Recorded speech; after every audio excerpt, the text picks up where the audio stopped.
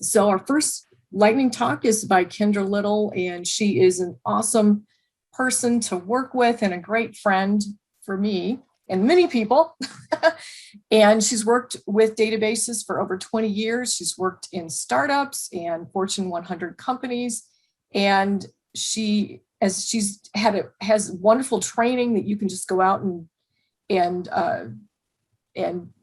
learn for free at littlekendra.com. And she is a product manager at Redgate, focusing on database DevOps. So I'm just going to turn it over to Kendra. Oh, thank you. That is the best intro I can imagine.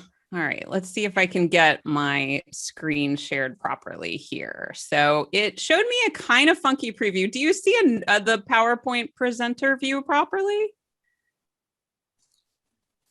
We do not. We're looking. Yes, okay. I can see. Oh, you can see it? Not the PowerPoint. No. The stuff. Oh, okay. It's not showing the PowerPoint. Right. It's named screen 1. We want to show screen 1. Now do you see the PowerPoint? Yes. Thank you. That used to be named screen 2. Apparently I reconfigured something with my displays where my numbers swapped, and I haven't adapted to that yet. So, all right.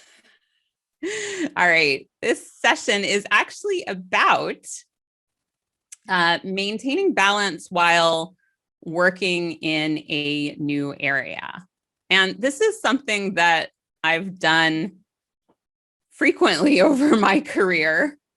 As Kathy mentioned in my intro, I've been, working for a while with databases, but I've had kind of a, variety of jobs that haven't all been with databases or haven't all been in tech in my life. And this is only some of the jobs. When I was looking back in this list, I was like, wow, I've had a lot of different jobs. I really did work as a clown it was like at a fake, if you live in the United States, you probably know what Chuck E. Cheese is. It was like a fake version of Chuck E. Cheese's. And like Chuck E. Cheese has a mascot that's like dressed as a big rat.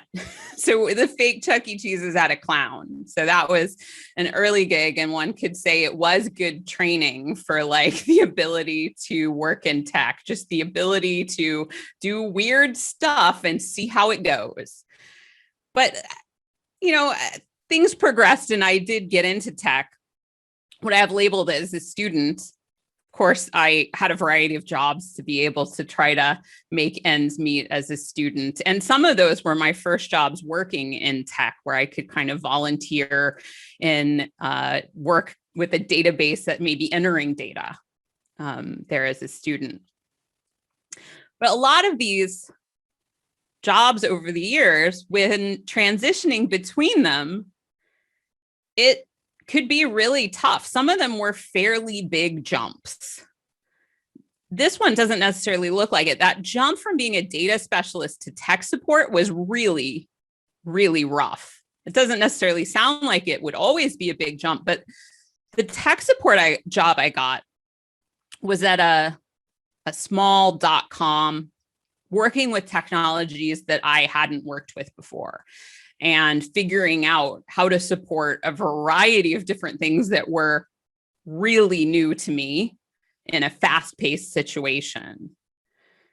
Most recently, I've moved from being a developer advocate, which is called an evangelist when I got the job. It's now called kind of a variety of things. People kind of transitioned over to calling it an advocate of sometimes. I've moved from that into product management. And in some ways, this move was possible because I've worked at Redgate in both of these jobs. So it can be hard to get a job in a new technical area, to get someone to take a risk on you when you don't have direct experience in that role. But sometimes if you're already working at a company, sometimes you can kind of make a move like that more easily if folks see potential in you for that job. Of course, sometimes you can make these leaps when you don't work at a company too. And the thing I've learned with all of these jobs, some of which involved a lot of risk, some of which involved less risk, I've learned some lessons across all of them. With all of them, it's actually, for me, and I'm really going to talk about my experience here. For me, it's actually been quite hard to maintain kind of personal balance with these changes. And I have found that for me, the more I feel out of my depth, the more that the new job is things that I'm not familiar with, and challenges I have a hard time understanding, that I tend to feel more and more personally stressed. And I feel this pretty deeply. It makes it hard for me to sleep. It makes me kind of think about things. It drives up my anxiety more and more. And looking back over the time, of moving in these things, it's very, very easy when I'm in a new position in my technical career for me to really notice the bad days. It's easier to notice the bad days than the good days because I'm stressed. And when I'm stressed, I tend to worry more about the things that are going wrong. But looking at this, I am a person who I'm going to have bad days sometimes. Really, for me, noticing there are going to be, these, just accepting these are going to happen. For me, I'm always going to have times where sometimes I just have a day where I'm just like, I don't feel like I made progress today. Like, even if I'm really, really comfortable in my job and I'm really expert at it, right? Some days things don't happen. Focusing on the fact that, yeah, bad days will happen. They will pass, and the good days will happen too, tends to help me go along. It's just really easier to notice the bad days when I've just kind of taken on a new challenge. Another thing I have to constantly remind myself is that I am not better at my job by working at it longer. This is something that I kind of learned wrong really young. Just if I spend more hours doing something, it'll be better. In fact, the more hours if I spend 10, 11, 12 hours a day at work, I can get a lot done in that one day. But if I do this repeatedly, I become less creative. I become really grumpy, and I start having way more of those bad days than I should. And I don't tend to help people that much or help myself that much on those bad days. I do much better for myself when I don't look at my emails when I first wake up, unless there's some requirement I have to. I don't look at my emails at night. When I set boundaries on my working hours, I actually do better at my job. I also need to remind myself that when I'm working on a new challenge and I'm less certain of, okay, what is the right thing to do here? What is my job actually, right? Whenever you take on a new challenge in a new area, it's often like one of the things you have to learn is, okay, where do I help and where do I not help? This makes it more difficult to recognize when you're doing well. So knowing this and understanding this can help me. Like, if I remind myself, okay, you're in a new area, you're finding your way. What progress have I made, right? Just actually regularly, weekly looking at, okay, what progress have I made this week? Actually really helps me see more of, yeah, I'm starting to figure out what my job actually is. And that is a really important thing. I've also found that when I change my job, having a peer or a mentor or someone just to chat with regularly is even more helpful than normal. So in this product management job, there's a teammate who I wasn't working with directly when I started the job. She actually just left the company, so I miss her. But we started having a weekly meeting because she said she'd be willing to give me an hour each week where I could just ask about, hey, have you hit situations like this before? How have you handled them? Or how did you learn about this topic in product management? Or just kind of have a sounding board for advice. And then finally, one of the things I always have had to remind myself of is that there's an easy tendency to want to make yourself not replaceable and to make yourself valuable, right? There's an easy idea to think that the way to make yourself valuable is for you to do the things. The more I work, the more I am convinced that the best way to make yourself valuable is to do some things, but to ask other people to do other things and to leave some things undone if they don't have to be done. But to prioritize what are the most important things and then to work with other people to figure out who the best person to do them is. Because doing them yourself all the time often isn't good for you. And it turns out it's not always great for everyone else. You want to share knowledge among your team. You want to have a team where if one of you can't be around, things still go well. And learning to delegate, learning to say no to things, and learning to really kind of prioritize in a team fashion is best for the team and is best for your company. So a list I revisit often is here. These are the things that especially lately, these are the things I remind myself a lot. If you have a job where you can disable work notifications from your phone or just remove work apps from your phone, very, very helpful to do. Also things like, especially if you're changing jobs within the same company, folks will still ask you to do some things you used to do. And sometimes you just have to say, I can't do them anymore. And you have to just kind of accept it. Jess talked about this a bit in her talk earlier. You have to be able to let things go and say that sometimes you just can't help, both at work and outside of work. Also, with feelings of anxiety and self-doubt, one of the big things I do, I don't try to stop feeling worried. Am I going to be good enough at this job anymore? Because I have come to accept that one of the things about me is I'm just going to have those feelings. They're going to happen. And if I try to not have those feelings, it actually makes it worse. For me, trying to just notice when I'm having those feelings and saying, oh, I'm feeling doubtful. That is pretty reasonable given the challenges I'm taking on. Just acknowledging it that way is helpful for me in kind of letting it go and not letting it rule my life, because it is going to happen.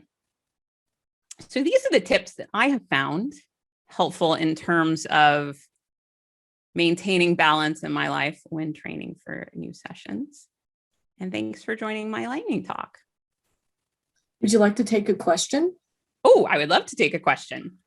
Kendra, which of these jobs had the steepest learning? Oh, which job had the steepest learning curve? So I would say that the steepest learning curve in going into co-founding a business, that was definitely the steepest learning curve, because I had to learn everything from how to be a consultant, which I hadn't done before, to also things like, okay, how do you run a business? How do you pay people?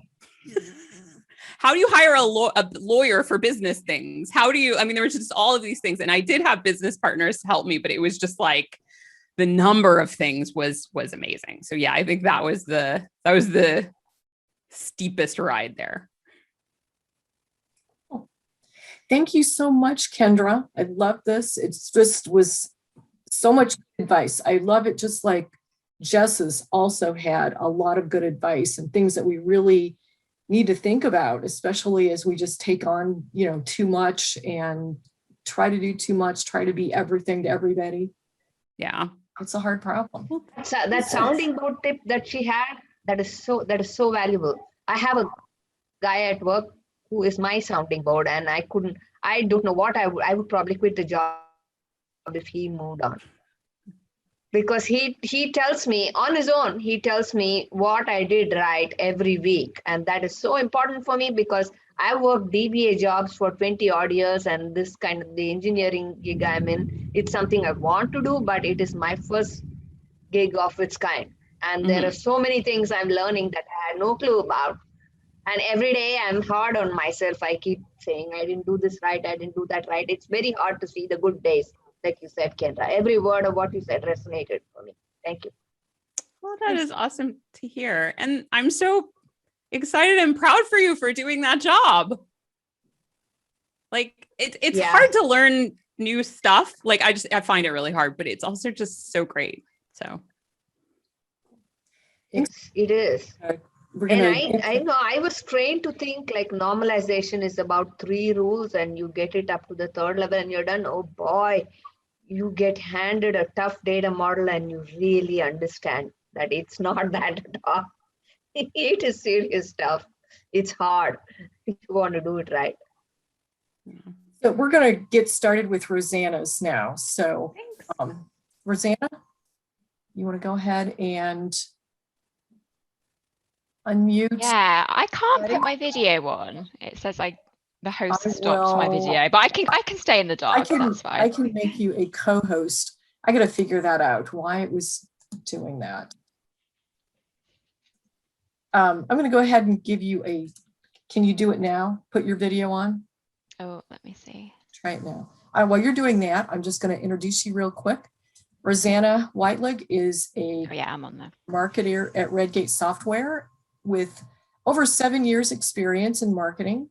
She is passionate about providing mental health support and raising awareness of mental health, and she's a qualified mental health first aider and part of Redgate Mental Health Awareness Week team at Redgate. And we have worked hand in hand at Redgate on the Friends of Redgate program. I am just really pleased that she submitted to today's session. And so take it away, Roseanna. Thank you. Can you see the right screen? No. We're seeing the presenter view. Oh, I'm having the same problem as Kendra. Yeah. Okay. Screen 2. Maybe it's a Redgate thing. Oh, that's why I did exactly the same thing as Kendra. Oh. We see the, Now. that's it. Yeah, I'm very new to speaking, and that shows in my Zoom skills. You look. That's like standard operating procedure so you're like right on. You're great. Thank you. Hi, thank you and welcome. Thank you for welcoming me to this event today. It's a great privilege. As Kathy mentioned, I have worked on the Friends of Redgate program at Redgate Software, and so I've attended lots of these sessions as an attendee. So to be talking here today, talking about mental health and wellness is a great honour. So in this lightning talk, I'm going to be discussing mental health first aid and providing you with a 5-step action plan. So this 5-step action plan is something that mental health first aiders are trained to follow.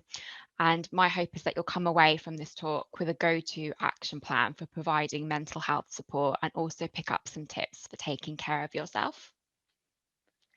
So first of all, just a very quick introduction. So I'm Roseanna Whitelegg and I'm a trained mental health first aider. I gained my qualification in December 2019, and I'm the designated mental health first aider for the marketing department at Redgate Software, where I work with Kathy, Kendra, Steve, and Grant, and in my role as customer nurturing manager. So I became a mental health first aider as I'm passionate about providing mental health support and advocating for mental health. I've benefited from mental health support numerous times, and it has transformed my life for the better. The fact that I'm delivering this session here is, if I just look at my 18-year-old self now, I would never have been able to do it. I had so much anxiety. So mental health support really, really has transformed my life. So what's mental health first aid? So mental health first aid is the help provided to a person who is developing a mental health problem, experiencing a worsening of an existing mental health problem, or in a mental health crisis. So as a mental health first aider, I am trained to spot early signs of a mental health issue, how to offer and provide initial help, and how to guide a person towards appropriate treatment and other sources of support. I'm not a trained therapist, but I can listen, respond, and reassure people. So one of the key tools that mental health first aiders use to help people struggling with their mental health is an action plan called ALGAE, and that's not anything to do with ponds or anything like that. This acronym stands for approach. So approach the person, assess and assist with any crisis. Listen, so listen and communicate non-judgmentally. Give support and information, encourage professional help, and encourage other supports. So this action plan is drawn as a circle, as you can start with any of the steps when supporting someone with their mental health, but it all depends on the situation. We're going to go through each of these actions, starting with approach the person, assess and assist with any crisis. So with this first action is to approach the person, look out for any signs of crisis and assist the person in dealing with it. For example, if you have concerns about someone you know, reach out to them and see if you can meet for a coffee over Zoom or in person or just a general chat. And while you're speaking with them, ask them how they're feeling and how long they've been feeling this way. If you notice self-harm, imminent distress, or something out of the ordinary for them, then they may be in a crisis situation and require immediate help. If this is the case, contact your local crisis support line or the Samaritans. However, if you have no concerns that they're in crisis, you can move on to action 2. Action 2 is to listen and communicate non-judgmentally. So it is important to listen. However, it is even more important to listen without judgment. Provide them with a safe space to communicate how they are feeling. Use non-verbal listen and communication skills to show that you're listening and that they are being heard. For example, open body language and comfortable eye contact. Most people desire empathy more than an answer, so don't worry if you don't know what to say. Listening to them and showing empathy is all someone could need to get through their bad day. Once you understand how the person is feeling and how long they've felt this way, you can give support and information, which is action 3 in the algae plan.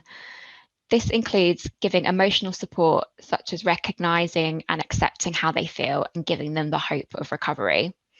It could also include practical help, such as supporting new coping strategies. You can also give information on what professional support is available to them, which leads us on to action 4, which is encourage professional help. A person with a mental health problem will generally recover more quickly with appropriate professional support.